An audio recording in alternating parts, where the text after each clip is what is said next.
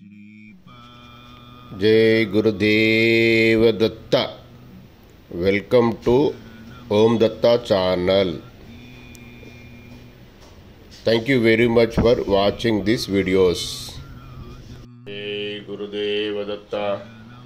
శ్రీ గురుదత్త ప్రభు కలియుగ ప్రత్యక్ష ప్రథమ అవతారమైన శ్రీపాద శ్రీవల్లభుల సంపూర్ణ చరితామృత పారాయణము ప్రారంభం. జై గురుదత్త. శ్రీ గురుదత్త.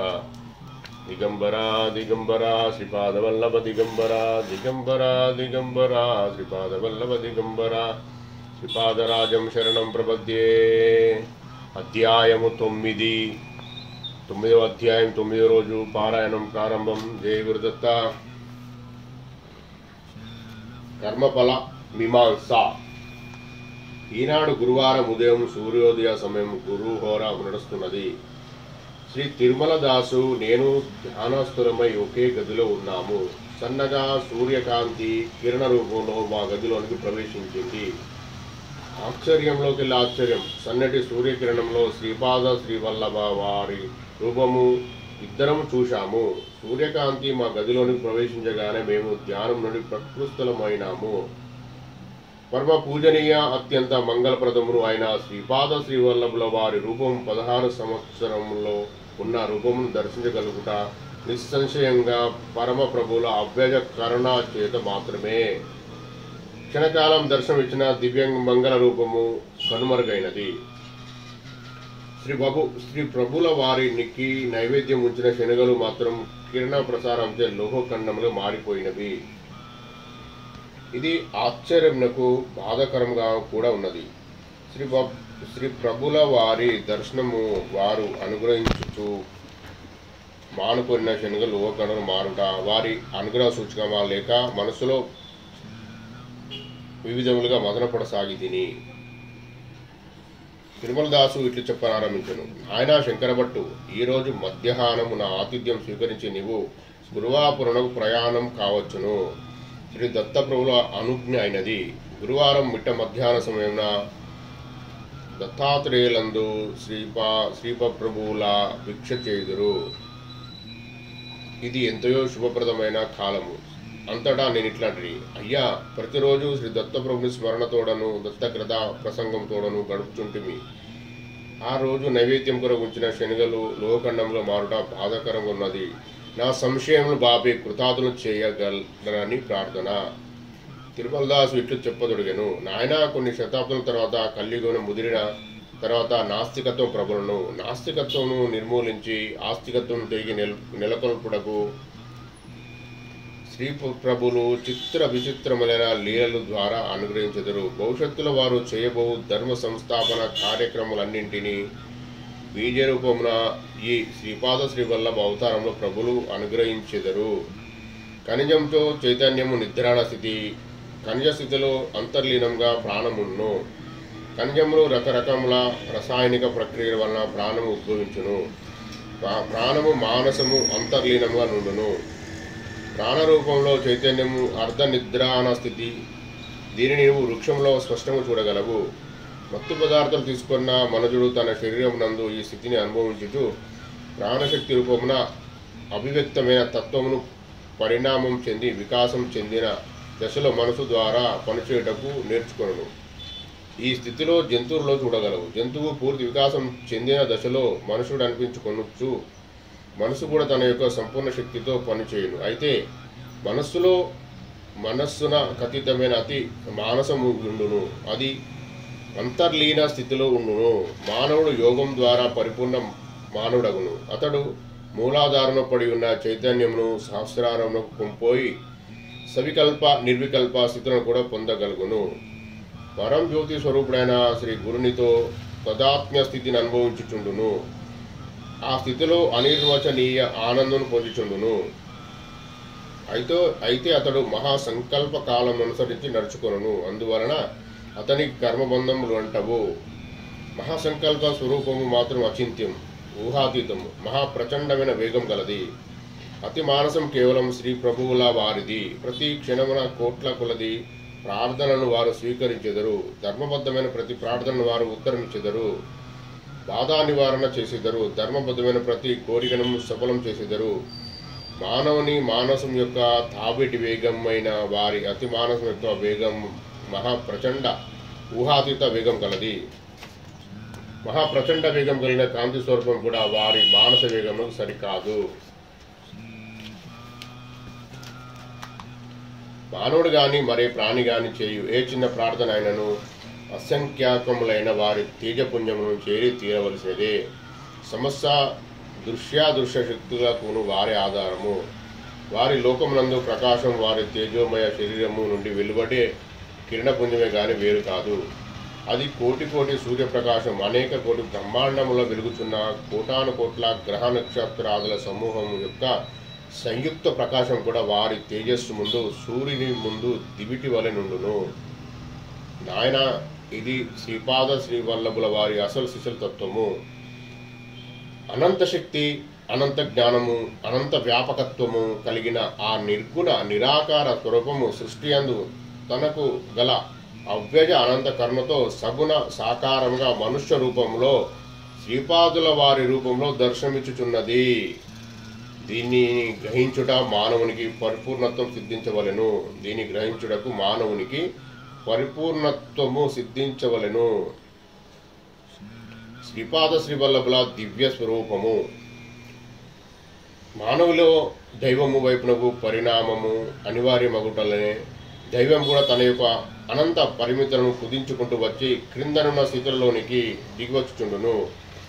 దీనినే అవతారణమని అందురు. ఇది నిరంతరంగా జరుగు ఒకానొక యోగ ప్రక్రియ. సత్యం ఒకసారి సృష్టిలో ప్రతిష్ఠించబడిన ఎడల అది స్వతసిద్ధంగా ప్రయత్నరహితంగా పనిచేయుచుండును. సత్య జ్ఞానానంత స్వరూపులైన శ్రీపాదులు అనేక దివ్య సత్యములను సృష్టిలో ప్రతిష్ఠించు సంకల్పంతో వచ్చిన దివ్య భవ్య అవతారము. వారు సాక్షాత్తు దత్తప్రభువులు. అంతటా నేను ఇట్లాంటిని, అయ్యా, మీతో మాట్లాడకూడదు ఎన్నో కొత్త కొత్త సంగతులు తెలియచున్నవి. శ్రీ గురుస్వరూపం అంతా చిక్కుటలేదు. శ్రీ గురుస్వరూపం అంతు చిక్కుటలేదు. వారు ఈ దివ్య భవ్య చరిత్రను ఎట్లు లిఖింపవలనో ఏ వాక్యములతో వ్రాయవలనో తెలియలేదు. మీరు సత్యమును ప్రతిష్ఠించుట వారు అని చెప్పిరి. నేను విగ్రహ ప్రతిష్టల గురించి వింటిని గాని సత్యమును ప్రతిష్ఠించుటను వినలేదు. నా యందు దయముంచి వివరించే ప్రార్థన. అంతటా తిరుమలదాసు ఇట్లాను, అయ్యా, నీవు శ్రీవారి దివ్య చరిత్రను వ్రాయుటకు సంకల్పింపబడిన వాడవు. నీకు తారసిలిన శ్రీపాద భక్త పరమాణువుల అనుభవములను వారు చెప్పు విషయములను లిఖించుచు నీ వాఖ్యానములు అనవశ్యకములు.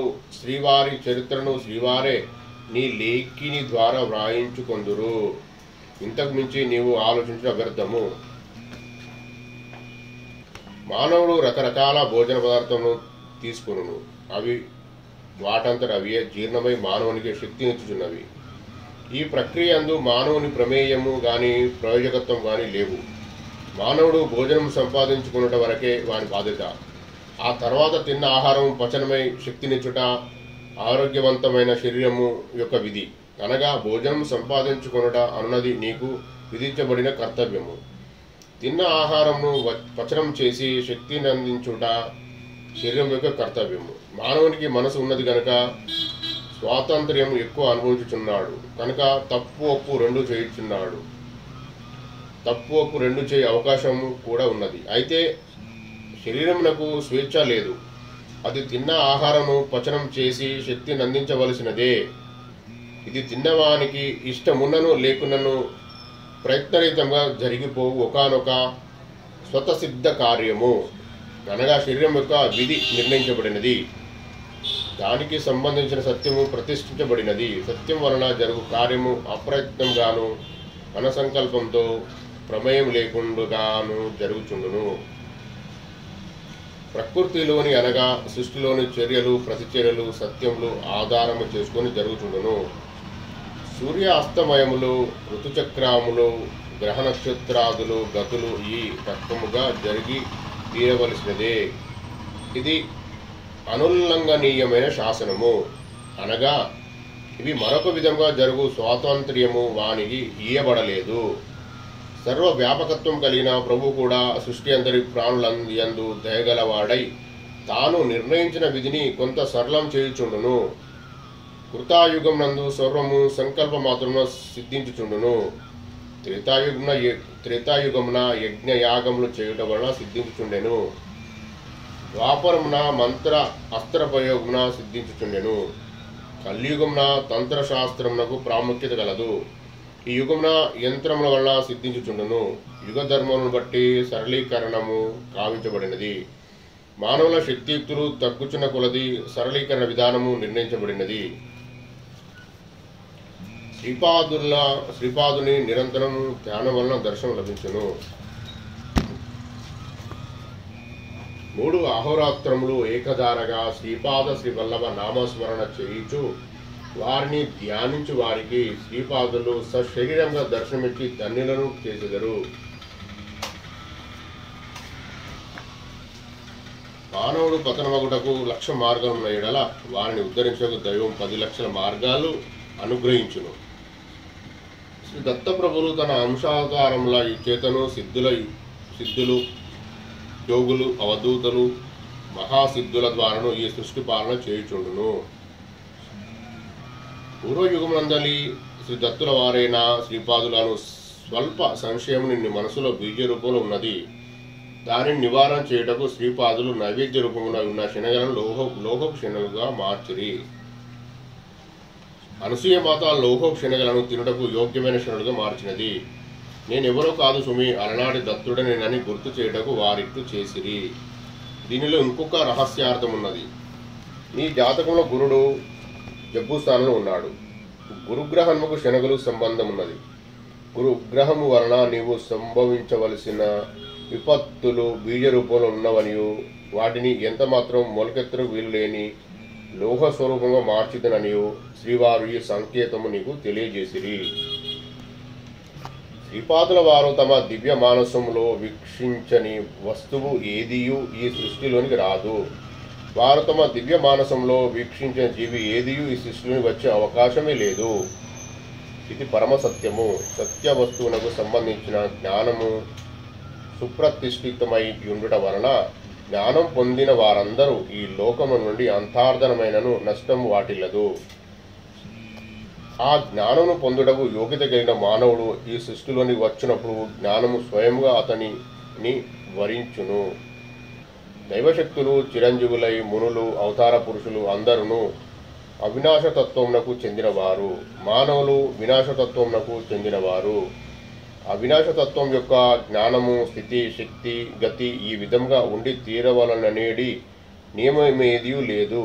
అయ్యది స్వేచ్ఛాతత్వము. అది పరిపూర్ణము. అది అత్యంత ప్రాచీనము మరియు అత్యంత నవీనము. కారణం లేని కార్యం జరుగుటకు వీలులేదు. సర్వకారణములకును సర్వకార్యములకును ఏకైక తత్వమే ఆధారము. అది అన్నింటికీ అతీతము. అదే దత్తతత్వము. ఆ దత్తప్రభు తన సంపూర్ణ కళతో కలియుగమున ప్రప్రథంగా అవతారముగా వచ్చినది ఈ పీఠికాపురంలోనే. అటువంటి శ్రీపాద శ్రీవల్లభుల వారిని గురించి వర్ణించి చెప్పుటకు 1000 శిరస్సులు కలిగిన ఆదిశేషును కూడా అసాధ్యము. నాయన శ్రీపాద వల్లభులు తరచుగా తమ నరసింహ సరస్వతి అవతరించదమని తెలివిచున్నారు. హిరణ్యకశిపుడు అతి విచిత్రంగా వరమును పొందెను. వారు మరణించుట అసాధ్యమని అనిపించును. ఇచ్చిన వరములను భిన్నం కాకుండా అత్యంత ఊహాతీత విధానంగా శ్రీ నరసింహ అవతారం హిరణ్యకశిపును హతమార్చినది. పరమభక్తుడైన ప్రహ్లాదుని కాచి రక్షించినది. ప్రహ్లాదుడు స్తంభంలో కూడా తన స్వామి ఉన్నాడని వచించెను. స్వామి స్తంభం ద్వారా ప్రకటితమయ్యను. అసలు దైవం ఉన్నాడా లేడా అను సంశయమును కలిగి ఉందరు. ఈ కలియుగంలో మెండుగా నుండెదరు. కలియుగ హిరణ్యకశపుల మదమును అనుచుటకు ప్రహ్లాదుని వంటి భక్తులను కాచి రక్షించుటకు శ్రీ దత్తప్రభు అవతరించిరి. భగవంతుడు ఉన్నాడని రుజువు చేయుట నరసింహ అవతార విశిష్టత. శ్రీపాద శ్రీవల్లభ అవతారమును శ్రీ నరసింహ సరస్వతి అవతారము దైవదూషణ చేయు వారి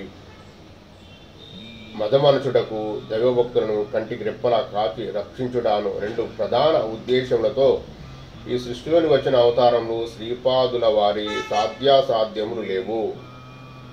శ్రీపాదుల వారికి సాధ్యం లేవు. తిరుమలదాసు ఈ విధంగా చెప్పుచుండగా నా మనసున ఒక సందేహం వచ్చినది. నేను బూర్జో పత్రముల మీద శ్రీపాద శ్రీవల్లభ చరితామృతో వ్రాయిచుంటిని.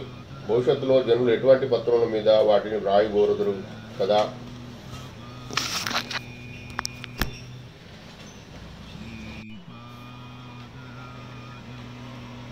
శాలివాన శకం ప్రస్తుతం వ్యవహారం జరుగుతున్నది. భవిష్యత్తులో గుణశకము ప్రాచుర్యం వహించును. శ్రీపాదుల వారు సెలవిచ్చిరట. అసలు శ్రీకృష్ణ నిర్యాణం ఎప్పుడు జరిగినది? ఈ కలియుగం ఏ రోజున ఎన్ని విఘటికలకు ఆరంభమైనది? ఈ విషయములకు శ్రీపాదుల వారు భవిష్యత్తులోని జనులు వ్యవహరించు కాలగణనము ప్రకారం భవిష్యత్తుల వారు ఉపయోగించు పత్రం మీద వ్రాసి ఇచ్చిన నేను శ్రీపాద శ్రీవల్లభులకు కేవలం దత్తావతారము నమ్మెదను. నాలోని ఈ సందేహములను తిరుమలదాసుకు చెప్పుచుండగా నేను మధ్యలో వారు చెప్పుదాన్ని ఆలకించు భంగిమలను కనపరచుచు చిరునవ్వు నవ్వుచు ఆ లోకక్షణులకు చూచుచుంటిని. ఇంతలో తిరుమలదాసు గొంతుగా బొంగురుపోయాను. మాట్లాడక శక్తి లేకపోయాను. శ్రీపాదులు వారి చరిత్రము ఆలకించుచున్న నేను వినలేనంత భయంకరమైన ధ్వనిని విట్టిని. ఆ భయంకరమైన ధ్వనిని విన్న తర్వాత నాకు ఏ శబ్దంలో వినలేనంతటి బ్రహ్మచోడు సంప్రాప్తించినది. ఆహా క్షణంలో నేను చెవిటివాడను గాను తిరుమలదాసు మూవాడు గాను మారిపోయింది. తిరుమలదాసు ఏదో చెప్పుటకు ప్రయత్నించున్నను మాట వచ్చుటలేదు. నేను వినదలుచుకున్నను ఎంతటి చిన్న ధ్వని కూడా వినిపించడలేదు. అప్పుడు నేనిట్లు నా మనసులో చింతించి తిని రాకుడిని సంశయం నాకు వచ్చినది. పర్యవసనంగా చెప్పుడు ప్రాప్తించినది. కొంపదేసి ఇది నాకు శాశ్వతంగా వచ్చిన బధిరత్వం గాని కాదు కదా. హతవిధి ఇప్పుడేమి చేయవలేను. ప్రసాదంగా ఉంచబడిన శనగలు లోహకండలుగా మారి శ్రీపాదరాజం శరణ ప్రబద్ధ్యను ఆకారంలో నిల్చుట శ్రీకృష్ణ నిర్యాణ కాలము. ఇంతలో నైవేద్యం కొరకు ఉంచబడిన శనగలు అనగా లోహకండలుగా ఉన్నవి ఆంధ్ర భాషలో శ్రీపాదరాజం శరణం ప్రబద్ధ్యను ఆకారంలో నిలిచినవి. వాటిపైన తెల్లటి చిన్న పత్రం కానవచ్చును. మేము చూచుచుండగానే అది పెద్దదగుచుండెను. అది దీర్ఘ చతురస్రాకారంగా తయారయ్యను. బూరుజపత్రముల కంటే చాలా చాలా తక్కువ మందం కలిగి ఉండెను. అది ముట్టుకున్నప్పుడు ముదుగా నుండెను. నలుపు రంగు కలిగిన వర్ణములు అత్యంత సుందరంగా లిఖించబడుచుండెను. అవి ఈ రకంగా లిఖింపబడినవి. లిపి తెలుగు భాషలో ఉన్నది. శ్రీకృష్ణ నిర్యాణము క్రీస్తు పూర్వము 3102వ సంవత్సరము ఫిబ్రవరి నెల 18వ తేదీన రాత్రి సమయంలో 2:27 ఇది ప్రమదినామ సంవత్సర చైత్ర శుద్ధి పాడ్యమి శుక్రవారము అశ్విని నక్షత్రము. శ్రీకృష్ణ నిర్యాణాంతరం కలి ప్రవేశించినది. నాకు ముచ్చముడు పోయసాగినవి. నా శరీరం నందలి నిరంతరము స్వేద రూపమును బయటకు నీరంతటి స్వేద రూపమును బయటకు వచ్చుచుండెను. శరీరమున కంపము తీవ్రంగా ఉన్నది. శ్రీపాదుల వారు అదృశ్యంగా ఇచ్చటనే ఉన్నారని నాకు రూఢి అయినది. నా మనమున ఇట్లు చింతించి తిని ఏవి నా దురదృష్టము. నేను కురువాపురం చేరుట కలలోని మాట. శ్రీపాదుల వారు నరసింహావతారం ధరించి నన్ను సంహరించినను ఆశ్చర్యపోనవసరం లేదు. వస్త్రంలో ఉతికి ఆరవేసిన చందనము శంకరభట్టును ఉతికి ఆరవేయమని తిరుమలదాసుని వారు ఆజ్ఞాపించినా నేనేమి చేయగలను? తిరుమలదాసు ప్రభు ఆజ్ఞాపించినా నన్ను ఖచ్చితంగా బండకేసి కొట్టి ఉతికి ఆరవేయును. బ్రహ్మజ్ఞానములకు సంబంధించిన విషయములు సాధారణంగా ఆత్మజ్ఞానమని గొప్పలు చెప్పుకొను కొంతమంది గురువులు తమ శిష్య పరమాణులకు బోధించుచుందురు. ద్రవ్యాపేక్ష చేత గురువు శిష్యుని ప్రశంసలతో ముంచెత్తుదురు. ఫలానా గురువు చేత ప్రశంసింపబడినాడని అను అహంతో శిష్యుడు సంచరించుచు గురు శిష్యులు ఉభయులు దోషభూషులే. రజక కులస్తంభుడైన తిరుమలదాసు చేత బ్రహ్మజ్ఞానము బ్రాహ్మణ కుల సంజాతుడనైన నాకు బోధింపజేయట శ్రీపాదుల వారి చమత్కారము. పరిశ్రమలనున్న వారు తమ రజక వృత్తిలో నిమగ్నం ఉన్నవారే. కానీ ఇటువంటి గహన మతమైన విషయములు చర్చించువారు కానీ అవగాహన చేసుకోగలుగువారు కానీ ఎవరైనాను నాకు ఈ శ్రీపాద వల్లభులే శరణ్యము. ఏమైనాను శ్రీపాద వల్లభులే నాకు శరణ్యము. నేను తిరుమలదాసు వంక చూసి అతని ముఖము బ్రహ్మవర్చస్సుతో వెలుగొందుచుండెను.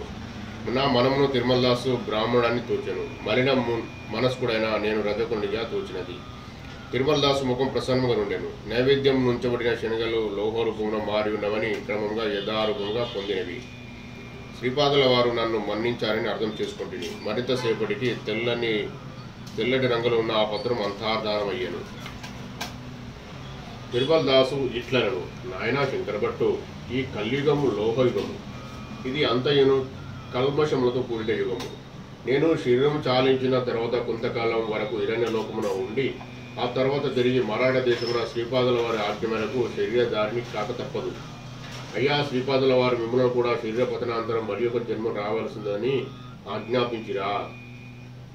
తప్పక ఈ వృత్తాంతం సెలవిచ్చి నన్ను ధనుడ చేయవలసిందని అంటిని.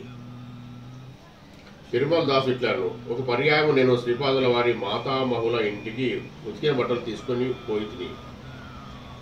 సుమతి మహారాణి మేనమామైన శ్రీధరావధానులు గారు శ్రీపాదుల వారి నెత్తుకొని ఆడించుచుండేది. దత్త దిగంబర, దత్త దిగంబర, దత్త దిగంబర, అవధూత అని వారు పాడుచుండిరి. శ్రీపాదుల వారు 2 సంవత్సరముల బాలుడు. వారు కేరింతలు కొట్టుచు ఆడుచుండిరి. ఆ దృశ్యము నయన మనోహరమనుండెను. అంతటా నేను శ్రీపాద శ్రీవల్లభ దత్త దిగంబర అంటిని. శ్రీధరావధాను నా వైపు చూచిరి. అంతటా శ్రీపాదుల వారు నరసింహ సరస్వతి దత్త దిగంబర అనిరి. తాము సాక్షాత్తు దత్తప్రభువులుగా గతంలో అవతరించితమనియు ప్రస్తుతం శ్రీపాద శ్రీవల్లభ నామమున తెరపై నున్నామనియు తెరమరుగున తర్వాత నరసింహ సరస్వతిగా రానున్నామనియు శ్రీపాదుల వారు తమదైన శైలిలో బోధపరిచిరి. సమర్థ సద్గురువే షిరిడి సాయిబాబుగా అవతరించుట. అంతటా శ్రీపాదుల వారిట్లరి, తాత నేను నరసింహ సరస్వతిగా మరాఠా దేశమున అవతరించదలిచితిని.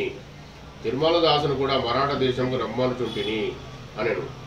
శ్రీధరావధానులు వారి నోట మాట రాలేదు. అంతటా నేను ఇట్లాంటిని, ఎప్పుడు ఏ రూపంలో ఏ జన్మలో నేను ఉన్నాను, నన్ను దయతో కనిపెట్టి ఉండవలసిన బాధ్యత మీదే. నాకు మీ యొక్క బాలకృష్ణ రూపమునందు మక్కువ ఎక్కువ. అప్పుడు శ్రీపాదు ఇట్లండ్రి, తిరుమలదాసు నీవు మరాఠా దేశమున గాడ్గే మహారాజు పేరుతో రజక కులమున జన్మించదు గాక. దీన దళితుల దుఃఖీతుల సేవలో పునీతుడవయ్యేదు గాక. దిశిలా నగరమున సాయిబాబా నామమున యవన వేషమున నా యొక్క సమర్థ సద్గురు అవతారం రానున్నది. నీవు తప్పక యవన వేషమున ఉన్న నా సమర్థ సద్గురు అవతారం యొక్క అనుగ్రహం పొందేదు గాక.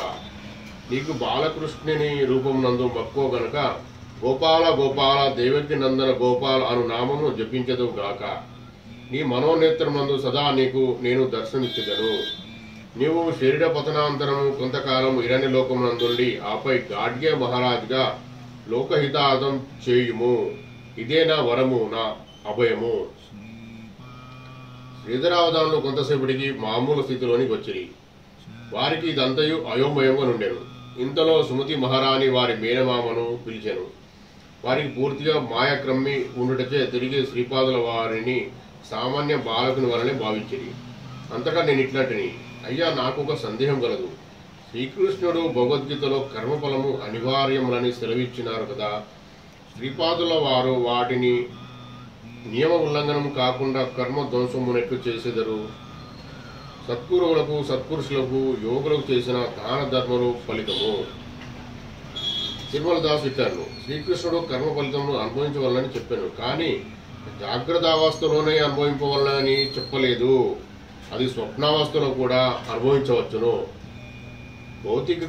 భౌతికముగా శరీరంతో అనుభవించవలసిన 10 సంవత్సరాల కర్మను మానసిక క్షోభ వలన స్వప్నాల లోపంలోని మానసిక బాధల వలన కొద్ది గడియలో అనుభవరహితం పొందవచ్చును.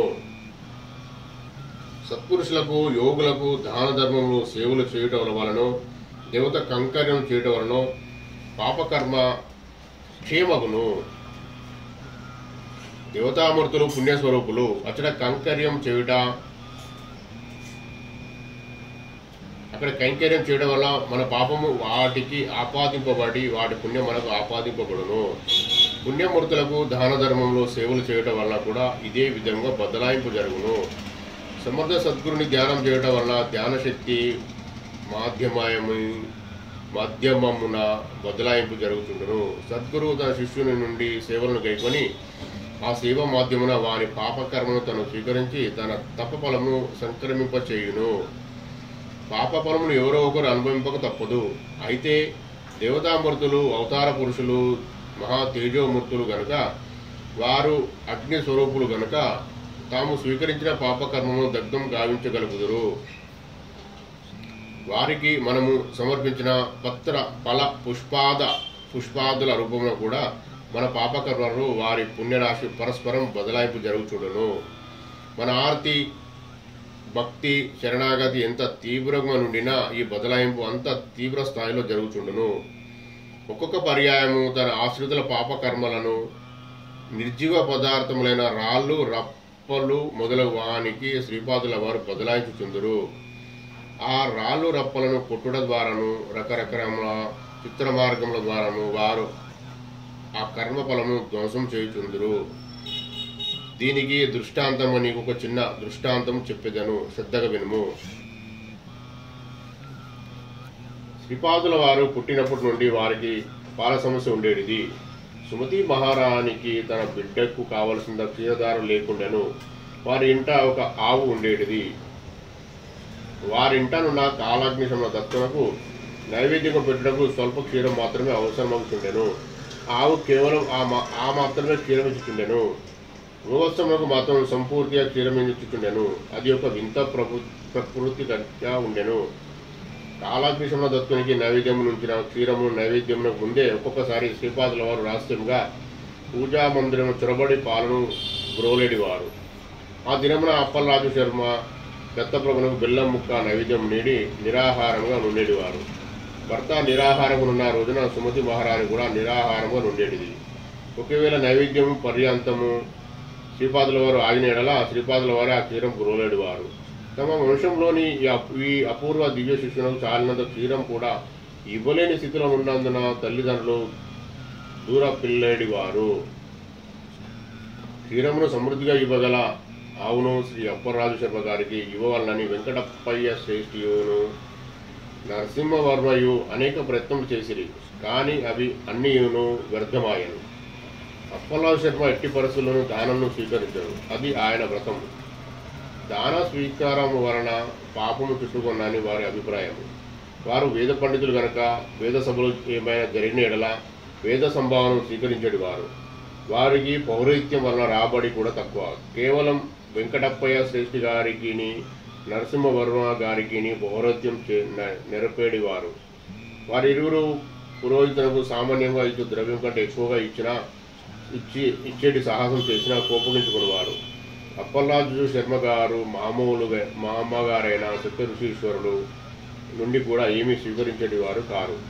కార్తీక పౌర్ణమి నాడు సుమతి మహారాణి పుట్టినరోజు మాత్రం బాపానారులింట భోజనం చేసేటివారు. వైశాఖ శుద్ధ తదియ నాడు అనగా తన జన్మదినము నాడు కూడా మామగారింట భోజనం చేసేటివారు. కాలక్రమమున శ్రీపాద జయంతి అయిన గణేశ చతుర్థి నాడు కూడా బాపానారులింట భోజనం చేసేటివారు. కుటుంబం యొక్క ఈ దుస్థితిని తలంచిన సుమతి మహారాణి ఒకనాడు భర్తతో ఇట్లాను, రాజా, మా పుట్టినింటి వారు స్థితిపరులే కదా, పైగా వారు కూడా నిష్ఠగరిష్టమైన శ్రోత్రియ సంస్కారం గలవారు. శ్రీమంతులైన మా మల్లాది వారి నుండి గోవునొక దాన్ని స్వీకరించడంలో నాకు దోషమేమీ కనబడటలేదు. శ్రీపాదునికి కడుపునిండుగా క్షీరం కూడా ఇవ్వలేని స్థితిలో ఉన్నాము. మీరు సావధానంగా ఈ విషయం ఆలోచించవలసినదిగా నా మనవి. ఇంతటా అప్పలరాజు శర్మ ఇట్లాను, సౌభాగ్యవతి, నీవు చెప్పేడి విషయము బాగానే ఉన్నది. సత్య ఋషీశ్వరులు పాపరైతులు, వారి నుండి గోవును స్వీకరించడంలో దోషం ఏమీ ఉండనేరదు. కానీ ఈ విషయంన ధర్మశాస్త్ర ప్రకారము ఆమోదం అత్యవశ్యకము. శ్రీపాదుడును దత్తావతారాన్ని మహానీయులు చాలామంది చెప్పుతున్నారు. శ్రీపాదుని జననము పూర్వం నుండి ఇప్పటి వరకు అత్యంత ఆశ్చర్యకరమైన విషయము నడుచుచున్నది. ఇది దత్తుని యొక్క నవావతారమైన ఎడల మన ఇంటను ఎందున్న గోమాత సమృద్ధిగా క్షీరం నీయవచ్చును కదా, లేదా నీకు క్షీర సముద్రి కలగవచ్చును కదా. అదియును గాక పెద్దవాడైన శ్రీధర రాజశర్మ అంధుడిగాను, చిన్నవాడైన రామరాజ శర్మ కుంటివాడుగాను ఉన్నారే. శ్రీపాదుడు వారిద్దరు అంగవైకల్యం కూడా విముక్తులు చేయవచ్చును కదా. నీవు ఈ విషయంలో మీ నాయనతో చర్చింపుము, లేదా శ్రీపాదునికే ఆ విషయము అడుగుము. వచ్చి వచ్చి నా నియమము ఉల్లంఘింపబడి తీరవలసిన విషమ సమస్య దైవం నాకు సృష్టించుట ఉచితం కాదు. సుమతి మహారాణి ఈ విషయమును తన తండ్రికి నివేదించెను. పాపనారులు మందహాసం చేయుచు ఇట్లనిది, అమ్మాని ఇది అంతయును శ్రీపాదుని లీలా విలాసమే. శ్రీపాదుడు సమస్యలను పరిష్కరించుటలోనే కాక సమస్యలను సృష్టించుటలో కూడా నేర్పరి. శ్రీపాదుడు దత్తుడేనని నేను యోగ దృష్టితో గమనించి తిని. మన ఇంట గోసమృద్ధి ఉన్నది, గోవునిచ్చుటకు నాకు సమ్మతమే కాక నాకు మహదానందప్రదము. దత్తప్రభునకు గోక్షీరం అత్యంత ప్రీతిపాత్రము. నీ భర్త చెప్పినట్లు ధర్మశాస్త్రం యొక్క ఆమోదము ఆవశ్యకమే. ఆహా, ఏమి విధి వైపరీత్యము! మామ నుండి సొత్తును ఏ విధంగా చేజిక్కించుకొనవలనని అని పరిపరి విధములు ప్రయత్నించు జామాతలు లోకమున లెక్కకు మిక్కడమునున్నారు. అయినా నా అల్లుడు మాత్రము అగ్నిహోత్రంతో సమానము. అతని నియమమును భంగపరచ ఎత్తించిన మనము వెర్రివాళ్ళమగుదుము. సృష్టి అందలి పంచభూతం నుండి స్పష్టమైన ఆమోదం లభించిన గాని నీ భర్త ఈ గోదానం స్వీకరింపడు. శ్రీపాదుడు తన అన్నలిద్దరినీ అంగవైకల్యం నుండి విముక్తులను చేసిన మీ కుటుంబంతో తనకున్న రుణానుబంధం తెగిపోవును. రుణవిముక్తుడైన దత్తుడు మీ ఇంట బిడ్డగా నుండజాలడు. జగద్గురువై లోకం నిర్ధరించుటకు బయలువెడును. అందువలన పొరపాటున కూడా నీవు శ్రీపాదుని వారి అంగవైకల్యం పోగొట్టమని కోరకుము. సర్వమును కాలాధీనమై ఉన్నది, ఆ కాలము శ్రీపాదుని ఆధీనమై ఉన్నది. శ్రీపాదుడు సంకల్పించిన నీకు క్షీర సమృద్ధి కలిగి తీరును. అయితే శ్రీపాదునితో రుణానుబంధం నశించును. రుణవిముక్తుడైన ఈ దత్తప్రభు మన కుటుంబములకు పరిమితులుగాక విశ్వగురుత్వం వహింప గృహం నుండి పలాయనం చిత్తగించును. శ్రీపాదుడు సంకల్పించిన మీ ఇంటనున్న గోవు క్షీర సమృద్ధమై తన వింత ప్రవృత్తిని విడనాడి క్షీరమసంగును. అప్పుడు అసలు ఈ సమస్యే తలెత్తదు. కావున నీవు కొంతకాలము ఓరిమి వహించుము. దత్తుడు కల్పించిన ఈ విషమ సమస్యను దత్తుడే పరిష్కరించును అని నుడివేను. అంతటా నేను ఇట్లాంటిని, అయ్యా, శ్రీపాదుల వారి అన్నలిద్దరూ అంగవైకల్యంతో జన్మించడం గల కారణమేమి? దానికి కుటుంబపరమైన కర్మదోషములు ఉన్నవా? అంతటా తిరుమలదాసు ఇట్లాను, నాయన, శ్రీ దత్తాత్రేయుల వారు సాయం సంధ్యలో అవతరించిరి. శ్రీపాదుల వారు ఉషాకాలంలో అవతరించిరి.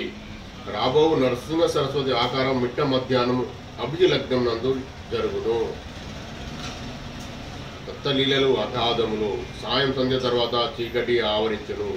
జీవులు నిద్రావస్థలు నందురు. కావున దత్తావతారం యోగ సాధనలోని పరిణామ క్రమంలో సంపూర్ణ బాధ్యతను తాను వహించి జీవులకు సుఖనిద్ర పుచ్చున్నది. ఎటు వెళ్ళవలనో, ఏమి చేయవలనో, పరిణామం యొక్క ఏ దిశలో కదలవలనో జీవులకు అంతుబట్టని గాఢాంధకారము జీవులకు తెలియజేయకుండానే వారిలో పరిణామం సాధించుట దత్తావతారం యొక్క విశిష్టత. జీవులు ఏ ప్రయత్నం చేయకనే లేదా స్వల్ప ప్రయత్నం చేతనే వారికి తెలియని రీతిలో అంత చైతన్యం యొక్క ఆగాధ లోతుల్లో నుండి పరిణామం వైపు పయనించిరి. ఇది కేవలం ఒక్క భూమండలంలోకి పరిమితం కాదు. శ్రీపాదుల వారి ఆగమనం ఉషాకాలంలో జరిగినది. ఉషస్సునందు సూర్యభగవానుని సమస్త శక్తులను ఒక్కసారి విజృంభించి జీవులను పునీతులను చేయును. వారి ఆత్మ సూర్యుని ప్రతీక. జీవులలోని వివిధములైన శక్తులు జాగృతమై వివిధ గదుల్లో నాట్యమాడుచు అనంత వైవిధ్యంతో పరిణామనందుటను ఇది సూచించును. మధ్యందిన మార్తాండు చండ ప్రచండమైన స్వరూపము. ఆత్మ సూర్యుడు తన సంపూర్ణ శక్తులను విచ్చలవిడిగా సమృద్ధిగా వెదజల్లుచు జీవులకు జాగృతి చేయుట నరసింహ సరస్వతి అవతార ప్రయోజనము. ఈ విషయములు వారి యొక్క విశ్వవ్యాప్త చైతన్యముకు సంబంధించిన విషయంలో దత్తావతారమునకు శ్రీపాద శ్రీవల్లభ అవతారమునకు మధ్యన కాలరాత్రి నడిచినది. అది కేవలం అంధకార స్వరూపము. దానికి ప్రతీకగా పెద్దన్నగారైన శ్రీధర్ రాజశర్మ జన్మించిరి. ఆ రాత్రి గడిచిన తదుపరి ఉన్న స్థితి సంశయములు, నాస్తికవాదములు, కుతర్కములు, వక్రభాష్యములు వగైరా ఉన్న స్థితి. దానికి ప్రతీకగా చిన్న అన్నగారైన శ్రీ రామరాజశర్మ జన్మించిరి. ఏ జీవి అయినను మహాంధకార సదృశ్యమైన తమస్సును విడనాడి కుతర్కములు, శంకలు, వక్రభాషములు మొదలైన వాటితో కూడిన మనశ్చంచల స్థితిని అధిగమించిన తదుపరి శ్రీపాద వల్లభుల అనుగ్రహం పొందగలరు. ఏ జీవి అయినను మహాంధకార సదృశమైన తమస్సును విడనాడి కుతర్కములు, శంకలు, వక్రభాష్యములు మొదలైన వాటితో కూడిన మనశ్చంచల స్థితిని అధిగమించిన తదుపరి శ్రీపాద శ్రీవల్లభుల అనుగ్రహము పొందగలరు. ఇదే దీనిలోని రహస్య విషయములు. ఇది జగత్తులోని జీవుల పరిణామమునకు సంబంధించిన విషయము. కుటుంబపరమైన కర్మదోషములు కూడా కలవు. శ్రీ అప్పలరాజు శర్మ గారి వేలనాటి మండలం నందలి వైదిక బ్రాహ్మణులైనను వారి కుటుంబమునకు గ్రామాధిపత్యము ఉండేటిది. శ్రీపాదుల వారి తాతగారు అనగా పితామహులు అయినవిల్లి గ్రామాధికారిగా నుండేటివారు. వారి కుటుంబంలో గ్రామాధిపత్యం జ్యేష్ఠ కుమారుడికి సంక్రమించుచుండేటిది. శ్రీపాదుల వారి పితామహులు నామధేయము శ్రీధర రాజశర్మ. గ్రామాధికారము కలిగిన బ్రాహ్మణులు రాజశబ్దము తమ నామధేయమునకు చివర కలిగి ఉండుట వారి సాంప్రదాయము. బ్రాహ్మణత్వమును సూచించినది శర్మ నామధేయము. గ్రామమునందు పంటలు పండినను పండకపోయినను జమీందారులకు పన్ను కట్టవలసి వచ్చేటిది. నిర్బంధంగా పన్ను వసూలు చేయవలసి వచ్చిన బాధ్యత గ్రామాధికారిపై ఉండేటిది. శ్రీధర రామరాజ శర్మ తన ఇష్టాయిష్టంతో ప్రమేయం లేకుండా జమీందారు గారి ఆజ్ఞను అనుసరించి హింసా పద్ధతుల ద్వారా కూడా పన్నులు వసూలు చేసేటివారు. అది వారి యొక్క కర్తవ్యం, ధర్మం కూడాను. అయినను దైవం దృష్టిలో అది పాపకార్యమే ఆయను. అప్పలరాజు శర్మ జ్యేష్ఠ భ్రాతకు గ్రామాధిపత్యం సంక్రమించెను. తాతగారు చేసిన పాపకర్మములు ప్రభావం వలన పెద్దవాడైన శ్రీధర రాజశర్మయును చిన్నవాడైన రామరాజ శర్మయు అంగవైకల్యంతో జన్మించిరి. శ్రీపాద శ్రీవల్లభులు సాక్షాత్తు దత్తావతారులైన తాతగారు చేసిన స్వల్ప పాపకర్మముల ప్రభావము తాము కూడా అనుభవించవలసి వచ్చినది. అందుచేత వారికి బాల సమస్య ఏర్పడినది. విశ్వప్రభువు తాను ఏర్పరిచిన నియమము సర్వులకు వర్తింపచేయును. తాను అవతారము వచ్చిన యున్నను కూడా పాపకర్మమును కూడా తాను కూడా అనుభవించి మనకు మార్గదర్శకత్వం వహించిరి. శ్రీ పైండ వెంకప్పయ్య శ్రేష్ఠియును శ్రీ వత్సవాయి నరసింహవర్మయు శ్రీపాదుల వారిని తమ సొంత మనుమని వలె భావించువారు. అందువలన శ్రీపాదుల వారిని పాలసమ తీర్చడం ఎట్లా అని వారు దీర్ఘంగా ఆలోచించిరి. శ్రీ వర్మ గారు శ్రేష్ఠి గారిని పిలిచి, అయ్యా, దీనికి సరైన ఉపాయం మీరే చేయవాలని చెప్పిరి.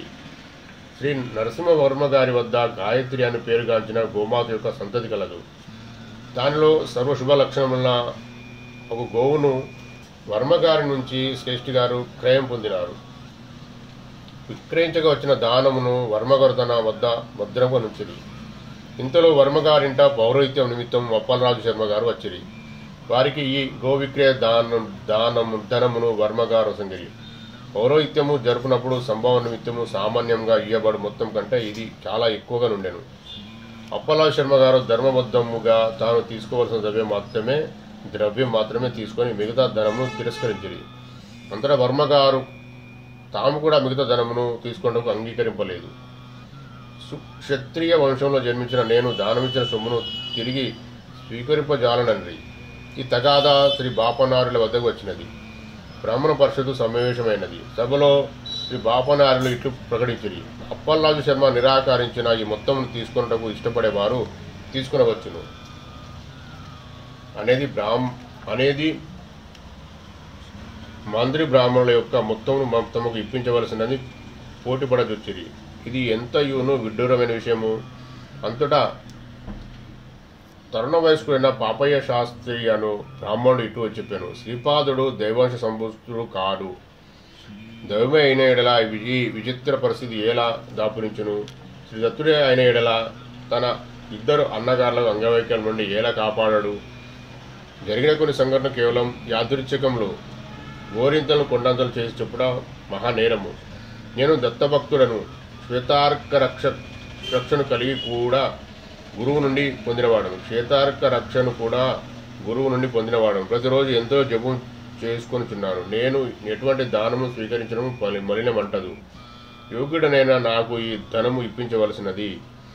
బ్రాహ్మణ పరిషత్తు పాపయ్య శాస్త్రికి ఆ ధనమును ఇప్పించెను. ఆ ధనము ఒక మంచి గోవును సంపాదించుకుంటూ తగినంత ధనము. సభ ముగిసిన తదుపరి విజయగర్వంతో పాపయ్య శాస్త్రి ఇంటికి పోయాను. అచ్చటికి తన మేనమామ వచ్చి ఉండెను. ఇష్టాగోష్ఠి జరిగాను. భోజనం చేసి వెళ్ళవచ్చునని పాపయ్య అడిగాను.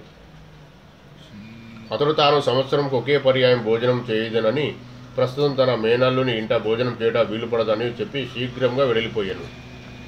మేనమామ వెళ్ళిపోయిన తర్వాత పాపయ్య ఆలోచనగా కూర్చొని ఉంటాడు. అతని భార్య వచ్చి, స్వామి, ఇప్పుడు వచ్చిన ఈ మేనమామ గత సంవత్సరం చనిపోయిన మీ సొంత మేనమామను వచ్చి గుద్దినట్టు పోలి ఉండలేదా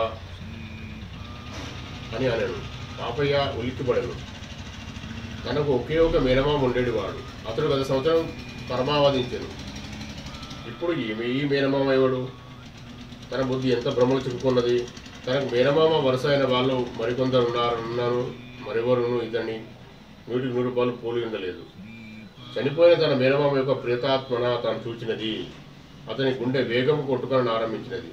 తనకు భూతపిత ప్రసాదముతో ఎట్టి మంత్రతంత్ర ప్రమేయం కూడా లేదు. తాను ఉపాసించే దత్తుని అనుగ్రహం నుండి తాను పతనమవుతుండేనా? రానున్నది తనకు చెడుకాలమా?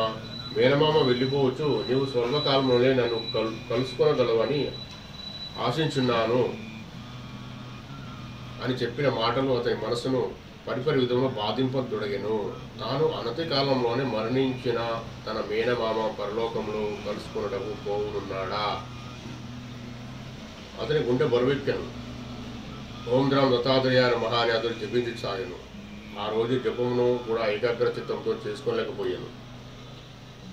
ఈ కుక్కుడేశ్వర ఆలయం నందు స్వయంభు దత్తుని దర్శించుకున్నటకు పోయాను. దత్తమూర్తిని ధ్యానింపతొడిగాను. ఆ ధ్యానంలో తనకు శిరస్సు లేని దత్తుడు కనిపించసాగాను. అచ్చట కూడా జపం చేసుకుంటూ కూర్చున్నప్పుడు మనసు చంచలంగా ఉండేను. అర్చక స్వామి ప్రసాదం ఇచ్చినప్పుడు ఆ ప్రసాదం అంతయును విషపూరిత కలశమును ముంచి ఇచ్చినట్లు తోచాను. అర్చక స్వామి నవ్వుచు ఏదో చెప్పుచున్నాడు. అయితే పాపయ్యకు మాత్రం ఈ ప్రసాదం తిని తొందరగా మరణించుము అని వినిపించుచుండెను. పాపయ్య ఇంటికి తిరిగి వచ్చినప్పుడు తన భార్య నుదుట కుంకుమ కనిపించదాయను. నేను బ్రతికుండగానే కుంకుమ నేల తీస్తీవని అతడు భార్యను గద్దించాను. రూపాయి కాసంత కుంకుమ బొట్టును పెట్టుకొని ఉండగా భర్త తననిట్లు గద్దించి మాట్లాడుట ఆమె వింతగా తోచాను. పాపయ్యకు మనస్థిమితము తప్పిన ఏడి ప్రచారము వేగవంతమాయను. పీఠికాపురంన వదంతులు, పుకార్లు, విమర్శలు మెండుగా నుండును. పాపయ్యకు మానసిక చికిత్స, భూత చికిత్స మొదలు చేయబడుచుండెను. తనకు పిచ్చి లేదనియో, తాను చెప్పే విషయములన్నీ యథార్థములే అనియో అతడు చెప్పుచుండెను. అతడ నున్న జనులు పిచ్చివాడు కూడా ఒక్కొక్కప్పుడు తర్కబద్ధంగా మాట్లాడుచుండనని చెప్పుకొనసాగిరి. పాపయ్య భార్యకు ఒక మంచి ఆలోచన వచ్చాను. తన భర్త శ్రీపాదుని అజ్ఞానవశంలో నిందించిన కర్మకు ఇది ఫలితమని ఆమె తలపోసాను. నోరు లేని పాషాణమూర్తులైన దేవతామూర్తుల కంటే సశరీరుడై దివ్యాంశలతో వెలుగొందు శ్రీపాదుని శరణుచుట శ్రేయస్కరమని ఆమె చూశాను. ఆమె శ్రీపాదుని ఇంటికి వచ్చినది. వారిని ఎత్తుకొని ముద్దాడినది. ఏకాంత సమయం చూచుకొని వానితో తన యొక్క దురావస్థను తెలిపినది. శ్రీపాదులు ఇట్లనరి, అర్థా, ఇది ఎంత ఏనో ఒక చిన్న సర్దుబాటుతో సమసిపోవును. నీవు నాకు మాతృ సమానవు గనక ఈ రహస్యం నీకు చెప్పుచున్నాను. నీవు ఎంత మాత్రం ఆలస్యం చేయక నూతన గృహమును నిర్మించుకొను.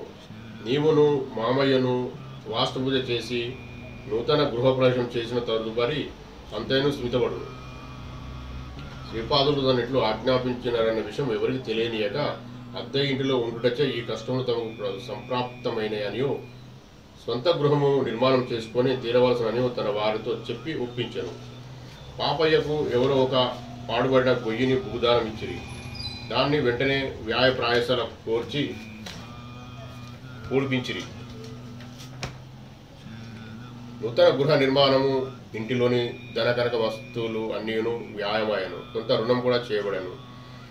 కొండరాళ్లను తెచ్చి శకలములు చేసి గృహ నిర్మాణము వాడిరి. గృహప్రవేశం జరిగిన తదుపరి పాపయ్య వెనువెంటనే స్వస్థుడాయను. నాయన శంకరభట్టు, పాపయ్యకు మృత్యుదశ నడుచుచున్నది. వారిని అపమృత్యు సంకటం నుండి శ్రీపాదులు రక్షించిరి. వానికి మానసిక శోభ, అవమానము, ధన వ్యాయము మొదలైనవి కలిగించి కర్మధ్వంసం చేసిరి. అంతేకాకుండా పాపయ్య చెడు కర్మను కొండరాలలోకి ఆకర్షించి వాటిని శకలములకు ఖండించడం వలన పాపయ్య కర్మను నశింపజేసిరి. కర్మధ్వంసమునకు సిద్ధులు అవధూతలు ఉపయోగించు సిద్ధ మార్గంలో చిత్ర విచిత్రంగా నుండును. స్వస్థుడైన పాపయ్యతో శ్రీపాదులు ఇట్లనరి, నీవు ఎంతటి బుద్ధిహీనుడవు, బుర్రలేనివాడవు. నీవు మనసారా ఆరాధించు దత్తుడు పుణ్యవశమున సశరీరుడై నీ ఎదుట ఉండగా కూడా గుర్తించలేని అభాగ్యుడవు. కుక్కుడేశ్వరాలయంలోని పాషాణ దత్తమూర్తినే నీ ఎదుట ఉండగా కూడా గుర్తించలేని అభాగ్యుడవు. కుక్కుడేశ్వరాలయంలోనే పాషాణ దత్తమూర్తినే నీకు రక్షుడని నమ్మితివి. అందువల్ల నీ పాపకర్మల సంచయమును కొండరాళ్లకు ఆకర్షించి వాటిని ఖండాఖండాలుగా చేయించి నీ కర్మను క్షీణింపజేసి నీకు నూతన గృహమును కూడా ప్రసాదించి తిని, నీవు సశరీరుడై ఉన్న ఈ దత్తుని యందు విశ్వాసం ఉంచిన ఎడల నీ సంస్కారములన్నింటినీ నా శరీరంపై ఆకర్షించి నీకు కర్మక్షేమం చేసి రక్షించడి వాడను. భక్తుని యొక్క భావనను బట్టి దైవము అనుగ్రహించు ఫలము ఇట్లుండును. ఈ లీల జరిగిన తర్వాత పాపయ్య శ్రీపాద శ్రీవల్లభుల వారిని దత్తావతారంలో గుర్తించిరి. శ్రీపాదుల వారి పాల సమస్య శ్రీ శ్రేష్ఠి వారికి శ్రీ శర్మ గారికి బాధకరంగా ఉండేను. వారు శ్రీ సత్య ఋషీశ్వరుల చింతకు వచ్చి, ఓ రాజర్షి, మీరు జనక మహారాజు వలె సంసారమునందుండి బ్రహ్మజ్ఞానులై బ్రహ్మమునందు లీనమై ఉన్నారు. మాదొక చిన్న విన్నపము, మీరు దానిని ఆమోదింపవలసినది. అంతటా బాపనారు ఇట్లని, విన్నపం ఏదో తెలియకుండా ఆమోదం తెలుపునట్లు మీరు నిస్సంకోచములై విషయము తెలియజేయుడు. నేను ధర్మబద్ధమైన ఎడల ఆమోదించి తీరదేను. అంతటా శ్రీ శ్రేష్ఠి ఇట్లనిది, నేను శ్రీ వర్మ వద్ద నుండి గాయత్రి యొక్క సంతతి చెందిన శుభలక్షణ సమన్వితమైన గోవును క్రయం పొంది ఉంటిని. మా కుల పురోహితులైన శ్రీ అప్పలరాజ శర్మ గారికి దాన్ని ఇయ్యదలంచి తిని, గోక్షీరము శ్రీపాదుల వారి సేవకు వినియోగమైన ఎడల అంతకంటే మేము కోరదగినదేదీ లేదు. శ్రేష్ఠి మాటలను ఆలోచించిన బాపనార్లు, సరి ఆ గోమాతను మా గృహను తెలుసుకొని రండు, దానిని అప్పలరాజు ఇచ్చు ప్రయత్నం చేసేదము. శుభలక్షణంతో కూడిన గోమాత అప్పలరాజు ఇంట నుండుట దాతకు రైతు కూడా విశేష శ్రేయస్కరము. గోమాత బాపనారుల ఇంటికి తీసుకుని రాబడినది. దానిని దానము స్వీకరించిన అప్పలరాజు శర్మ నిరాకరించింది. హిమాలయాలో శతోపాద ప్రాంతం ఒకటి ఉన్నది. హిమాలయాలో శతోపాద ప్రాంతం అన్నది ఒకటి ఉన్నది. ఆ ప్రాంతం నుండే ధర్మరాజాదులు స్వర్గారోహణ చేసి అచట శ్రీ సచ్చిదానంద అవధూతాను మహాత్ములుండి. వారి వయసు కొన్ని శతాబ్దములు. వారు కైవల్య శృంగమునందున్న శ్రీ విశ్వేశ్వర ప్రభుల శిష్యులు. విశ్వేశ్వర ప్రభులు తాము పిఠాపురంలో శ్రీపాద శ్రీవల్లభ రూపమును అవతరించున్నామనియో తమ బాల్య రూపమును చూసి తరించవలసిందని శ్రీ సచ్చిదానంద అవధూతను శాసించిరి. శ్రీ అవధూత పీఠికాపురమునకు విచ్చేసిరి. శ్రీ బాపనార్యులు వారిని ఆధారంతో స్వాగతించిరి. శ్రీపాద శ్రీవల్లభ రూపమున ఉన్న శ్రీ దత్తప్రభులను దర్శించి చరితార్థులైరి. వారి ముందు ఈ పాల సమస్యను తేబడను. శ్రీ అవధూత అప్పలరాజ శర్మ గోదానం స్వీకరించి తీరవలననియు, శ్రీపాదుల వారు సాక్షాత్తు దత్తప్రభు అనియు, వ్యర్థములైన నియమములతో దత్తప్రభులకు క్షీరమునసంగు మహత్తర సేవను పోగొట్టుకొని కూడదనియు నొక్కి వక్కానించెను. బ్రాహ్మణ పరిషత్తు శ్రీపాదుల వారు దత్తుడైనని చెప్పుటకు సాక్ష్యం అడిగిరి. పంచభూతం నుండి సాక్ష్యం నిప్పించదమని అవధూతలు అడిగి, శ్రీపాదులే దత్తాత్రేయులని పంచభూతం సాక్ష్యమిచ్చుట. యజ్ఞము ప్రారంభమాయను. భూమాత సాక్ష్యం పలికెను. శ్రీపాదుల వారు దత్తులే గనక అప్పలరాజ శర్మ గోదానం స్వీకరించిన దోషం కాదు. మామగారు అల్లునికి ప్రేమపూర్వకంగా ఇచ్చినది దానంగా లెక్కకు రాదు కనుక సప్తఋషీశ్వరుడు శ్రేష్ఠు నుండి దాన్ని దానము తీసుకుని అల్లునికి కానుక ఇయ్యవచ్చును. ఇది భూమాత వచనము. యజ్ఞం ప్రారంభమైన తర్వాత యజ్ఞ ప్రాంతము మినహా మిగతా ప్రాంతంలో వర్షం కురియుచుండెను. ఇది రెండవ సాక్ష్యంగా స్వీకరింపబడెను. యజ్ఞము నందు హవిస్సులు అగ్నిదేవుడు స్వయంగా స్వీకరించి గోదానము దోషయుక్తం కాదని వివరించెను. ఇది మూడవ సాక్ష్యంగా స్వీకరించబడెను. వాయు యజ్ఞశాల మినహా మిగతా ప్రాంతములంతటినీ తన ప్రతాపంతో గడగడలాడించెను. ఇది నాలుగవ సాక్ష్యంగా స్వీకరించబడినను. ఆకాశం నుండి దివ్యవాణి వెలువడి శ్రీపాదులు సాక్షాత్తు దత్త ప్రభులే అని తెలియపరచెను. పంచభూతముల సాక్ష్యములను స్వీకరించిన తదుపరి అప్పలరాజు శర్మ గోదానం స్వీకరించింది. మహత్తరమైన ఈ గోదానం వలన పైండ వారి వంశము, వత్సవాయి వారి వంశము, శ్రీపాద శ్రీవల్లభ చరితామృతమున స్మృతార్థమైనవి. గోదాన ఫలము పైండవారికి దక్కినది. అందుచేత గోవు యొక్క ధరను నరసింహవర్మ అప్పలరాజునకు ఇచ్చినట్లు నిర్ణయించబడినది. ఈ విధంగా శ్రీ అవధూత సన్నిధిలో పైండవారికి, వత్సవాయి వారికి అపూర్వ పుణ్యం లభించినది. సుమతి అప్పలరాజు పూర్వజన వృత్తాంతం. అవధూత ఇట్లాంటి పీఠికాపురవాసులారా, మీరెంతటి మూర్ఖులు! ఇక మీ కన్నులకు ఎదురుగా నడయాడుచున్న శ్రీపాదుల వారిని సాక్షాత్తు దత్తప్రభులుగా గుర్తించలేకపోయిరి. స్వయంభు దత్త పాషాణమూర్తికి అనేక వేల సంవత్సరముల నుండి పూజలు జరుగుతున్నవి. పాషాణ రూపంలో ఉన్న ప్రభువు జాగృతమై సశరీరుడై శ్రీపాద రూపమును అవతరించినాడు. వారిని అవతరించమని ఆహ్వానించి అవతరించిన తదుపరి తిరస్కరించుట నేరమగును. శ్రీపాదుల దర్శనార్థం అనేక శతాబ్దముల వయస్సు కలిగిన నేను హిమాలయముల నుండి వచ్చి తిని దత్తపురాణమున చరితార్థులైన విష్ణుదత్తుడును సుశీలయును ఈ జన్మమున అప్పలరాజు శర్మగాను సుమతి మహారాణిగాను జన్మించిరి. కృతాయుగమునందు లాభాదులను మహర్షి ఉండెను. అతడు శ్రీదత్తప్రభుల విశేష అనుగ్రహమునకు పాత్రుడాయను. శ్రీదత్తుని బాల్య రూపంలో చూడవలననియు ఆ పూర్ణ పరబ్రహ్మమున పుత్ర వాత్సల్యంతో సాకవలననియు ఉన్నదనియు దత్తును కోరాను. శ్రీ దత్తప్రభు నీ కోరిక కృష్ణావతారంలో నెరవేరగలదని చెప్పాను. లాభాద మహర్షి నందుడుగాను జన్మించెను. అతని భార్య యశోదగా జన్మించెను. శనివార ప్రదోష సమయ శివారాధన మహత్యమున శ్రీకృష్ణుడు నంద యశోదల కుమారులుగా పెరిగాను. అయితే యాదవ కులమునకు ముసలం పుట్టి యాదవులంతా నిర్వంశులైరి. శ్రీ అంబికా వాసవి కన్నిక పరమేశ్వరిగా జనించినప్పుడు రామడుగుల గృహనామమున భాస్కరాచార్యులుగా నందరాజు జన్మించెను.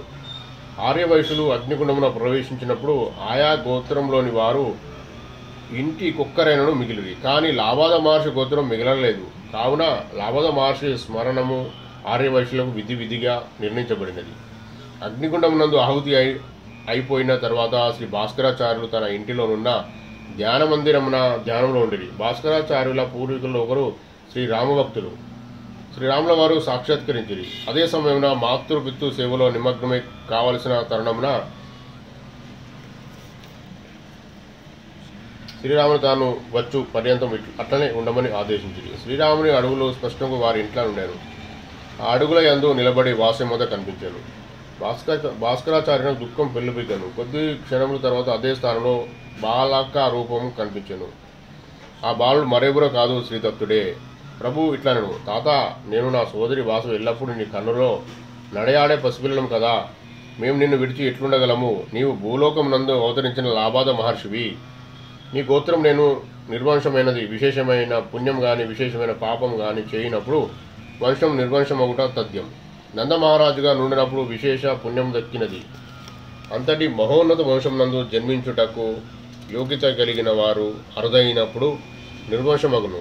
ఆ మహాపుణ్యముననే నీవు భాస్కరాచార్యగా జనించి వాసమాంబ అవతారం కళ్ళారా గాంచినప్పుడు లాభాద గోత్రము నిర్వంశమైన కారణమున నీకు తెలియకుండానే ఆవేదన కలుగుతున్నది.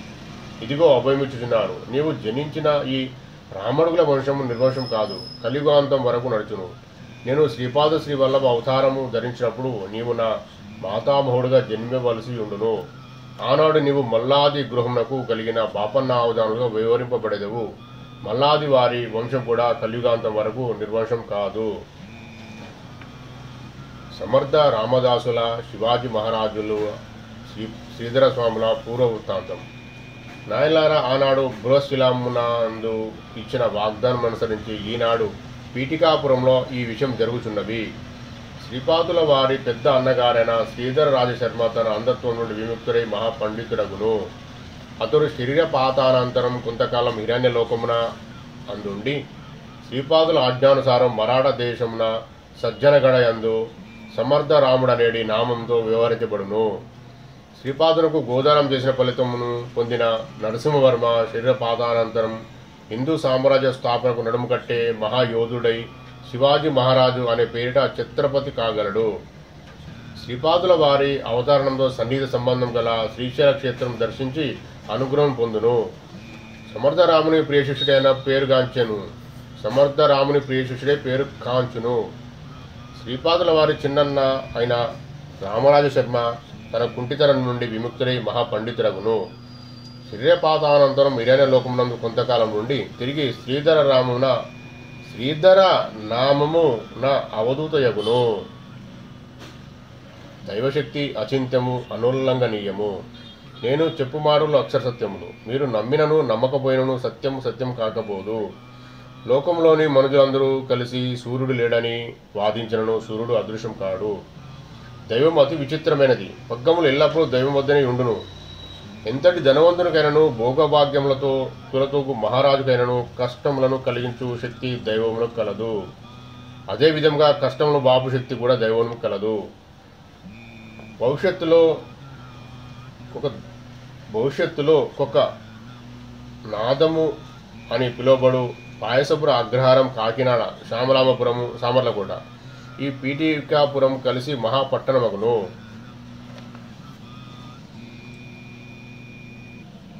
లోకమునందలి అన్ని దేశముల వారు, అన్ని జాతుల వారు, అన్ని సాంప్రదాయముల వారు ఏదో ఒక జన్మమున ఏదో ఒక రోజున పీఠికాపురమునకు వచ్చి శ్రీ స్వామిని దర్శించుకొందురు. శ్రీపాదుని చరిత్రము సంస్కృత భాషలో వ్రాయబడును. శ్రీపాద శ్రీవల్లభ చరితామృతం అను ఈ గ్రంథము శ్రీపాద వల్లభులచే ఆశీర్వదించబడును. ఆ భూర్జపత్వం ప్రతి శ్రీపాదుని సంకల్పంతో అదృశ్య రూపమున శ్రీపాదుని జన్మస్థలమునకు అనేక నిలువుల లోతున నిక్షిప్తమగును. వారి జన్మస్థలం నందు పాదుక ప్రతిష్ఠ జరుగును. ఆలయం నిర్మించబడును. శ్రీపాదులు వారికి గోదానం చేయగలిగిన మహాపుణ్యశాలి పైండ వెంకటప్పయ్య శ్రేష్ఠి ధన్యుడు. వారి కుటుంబము సిరి సంపదలకు లోటు ఉండదు. వారు హిరణ్యలోకమునందు కొంతకాలం ఉండును. తర్వాత మరాఠా దేశమున మహదైశ్వర్యవంతులైన వైశ్య కుటుంబమునందు జనించి శ్రీ నరసింహ సరస్వతి అవతారం కూడా దర్శించగలరు. నాయన శంకరభట్టు, ఈ గోదాన సత్యది విశేష శుభప్రదములు. నీవు కురువాపురమునకు ప్రయాణం కావచ్చును. నిన్ను శ్రీపాద వల్లభులు సదా రక్షించుదురుగాక. శ్రీపాద శ్రీవల్లభులకు జయము జయము. జయ గురుదత్త. శ్రీపాద శ్రీవల్లభ సంపూర్ణ చరితామృతము 9వ అధ్యాయము 9వ రోజు సంపూర్ణం. జయ గురుదత్త. శ్రీ గురుదత్త. దిగంబరా దిగంబరా శ్రీపాద వల్లభ దిగంబరా దిగంబరా దిగంబరా నృసింహయతివర దిగంబరా దిగంబరా దిగంబరా స్వామి సమర్థ దిగంబరా దిగంబరా దిగంబరా మాణిక్య ప్రభు దిగంబరా దిగంబరా దిగంబరా షిరిడి పురీష దిగంబరా. శ్రీపాదరాజం శరణం ప్రపద్యే. శ్రీపాదరాజం శరణం ప్రపద్యే. ఓం శాంతి శాంతి శాంతి. సర్వం శ్రీ పూర్ణపరబ్రహ్మ పరమాత్మ దత్తప్రభు చరణారవిందార్పణమస్తు. శ్రీపాదరాజం శరణం ప్రపద్యే. శ్రీపాదరాజం శరణం ప్రపద్యే. If you like this video, please like, share, subscribe. Thank you very much for watch this video.